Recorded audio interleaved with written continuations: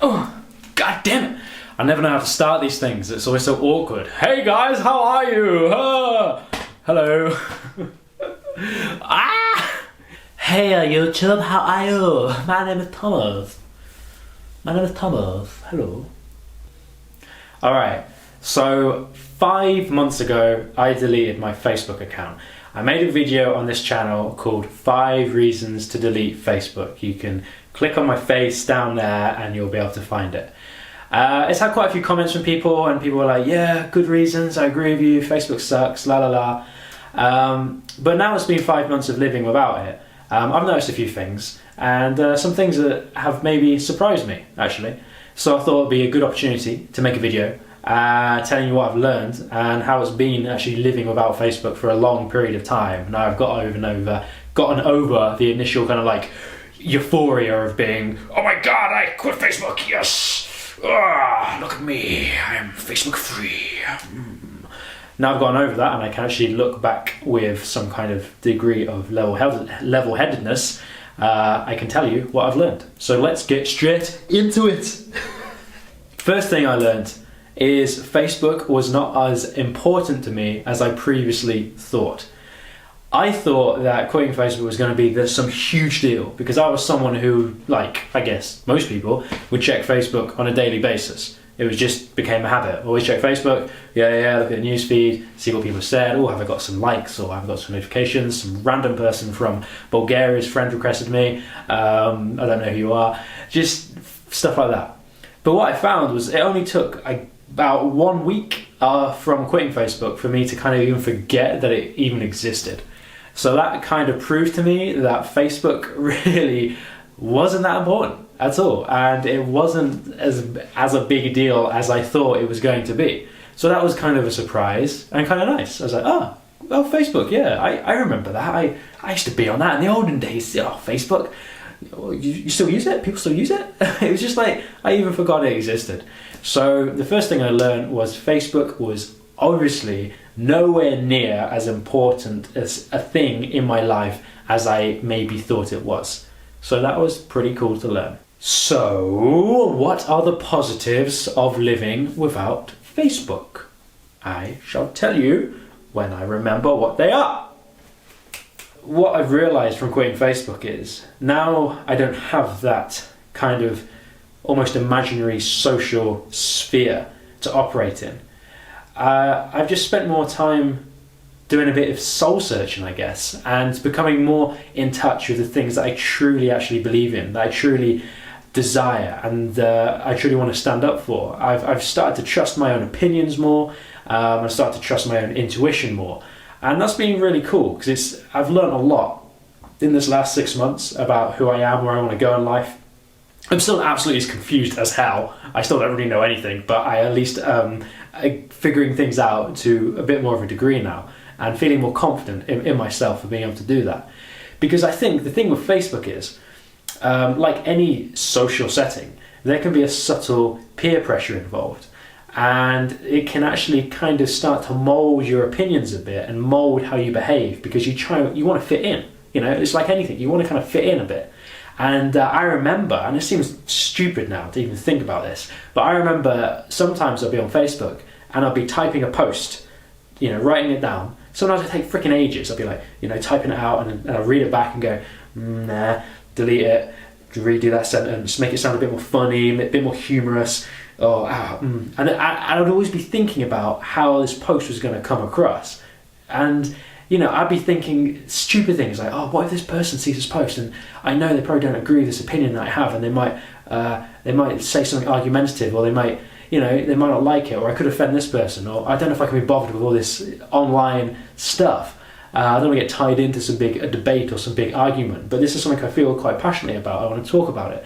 And sometimes in the end of having this like mental to and fro, I just give up. I just delete it and just close Facebook down and be like, fuck it, and walk away. And it's that kind of very subtle pressure that it can put on you about trying to fit in, about only posting things that you are sure are going to receive favourable response, that was quite sinister in a way. And I'm glad to be free of that. And I'm glad that I just don't even have to invest any energy anymore in even caring about what I post on Facebook or how I'm coming across on Facebook. The whole system of liking and having the likes, that's almost kind of builds upon this whole notion of always seeking approval from other people. Again, in a very subtle way. It seems kind of nice and smiley and happy. Well, you got a like, woohoo! But when it really comes down to it, it kind of becomes quite, you're like, you know, you get kind of addicted to the likes. It's like, my God, where's my likes, man? I need my likes. I only got 6 likes today. Usually I get 10. Do the likes. Start going a bit like, but you know, a bit crazy about getting these likes and stuff and coming across as someone who is accepted on this social platform. Now I'm a complete outcast from it, so I can do whatever the fuck I want, man. I can do crazy shit like this. I think I'm hyperactive. I drank a kind of, I made a green smoothie, lots of fruit juices and stuff. I think it's gone to my head. Another cool thing about quitting Facebook, another thing that I've noticed, is being able to have experiences and actually experience them just for the sole reason of enjoying the experience for what it is.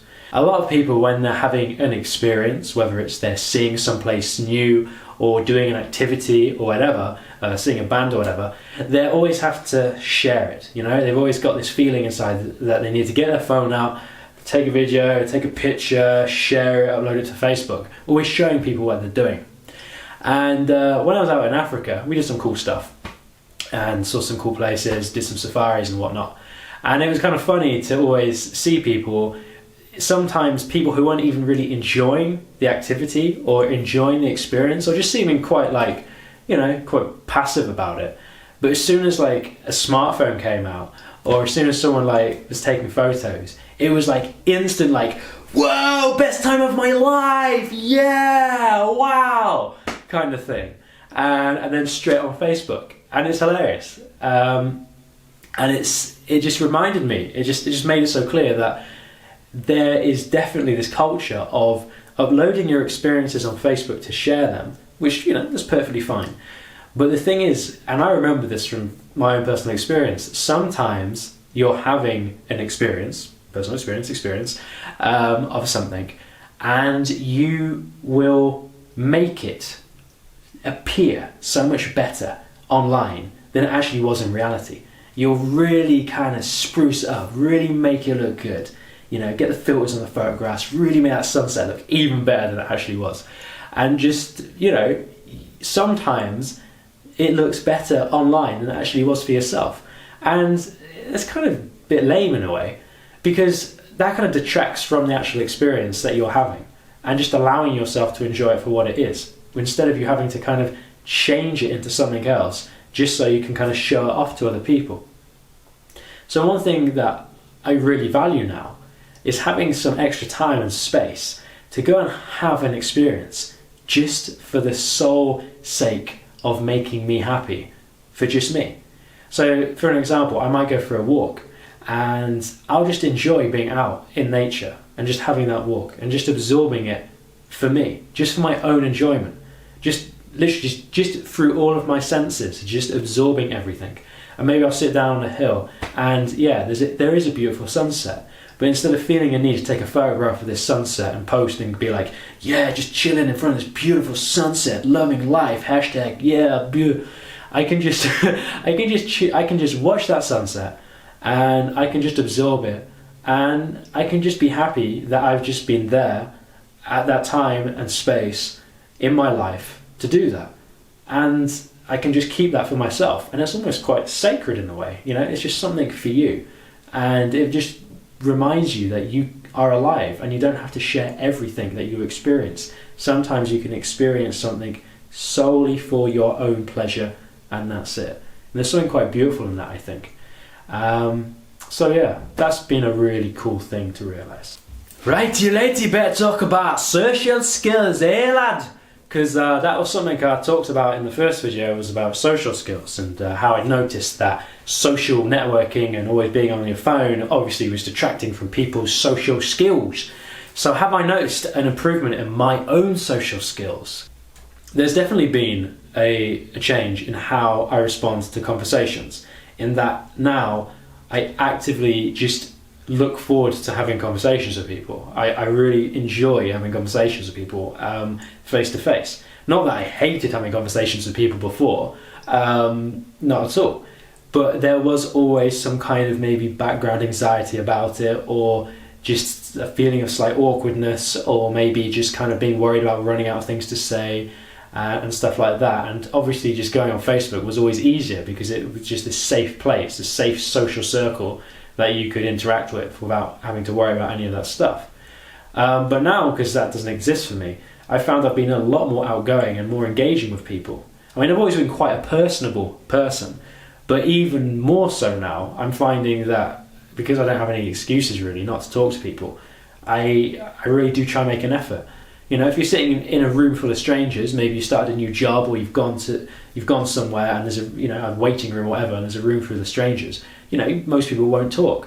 But if you're just sat there and you're like, wow, it's either I sit here and stare at my shoes or I say hi to somebody, it feels a lot better just to push yourself that extra little bit and start a conversation up, and you never know where it will lead. And it's been amazing how just saying hello to someone or making a brief observation on something and starting a conversation have led to some pretty cool things for me in the last 5 months, and have also kindled some really good friendships. So definitely does help with your social skills. It really does. So now, it can't be all good news, can it? There's got to be some negatives to this life without Facebook. I mean, otherwise everybody wouldn't have Facebook. It'd be the cool thing to do. Maybe I'm going to make it the cool thing to do. But yeah, actually, there are some negatives. And this is what surprised me.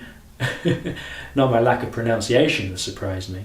But what has really surprised me is it has been not as clear-cut as I thought it would be. I thought I was going to cut clean from Facebook, cut and run, never look back. But actually what I found is there have been some negatives from not having Facebook that have actually made me reconsider my original decision.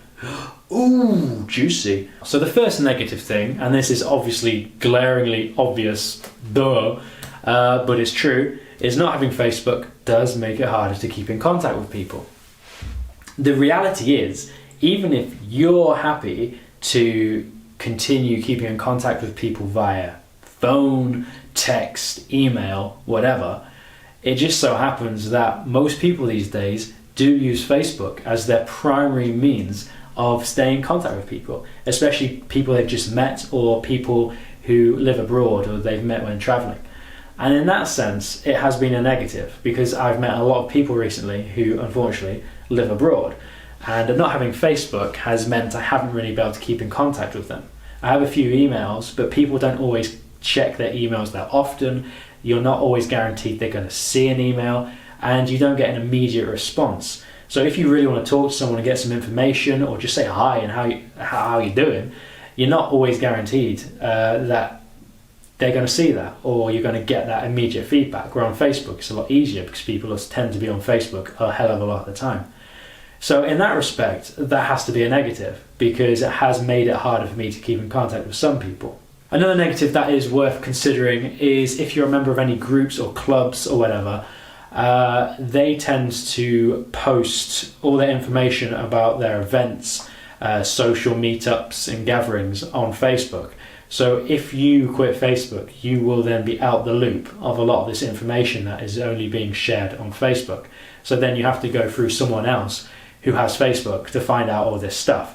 So that again can be a bit of a nuisance and a bit of an annoyance if you are actively involved in maybe quite an active scene that posts most of its information and shares most of its information over Facebook, which again is another reason to consider not deleting it.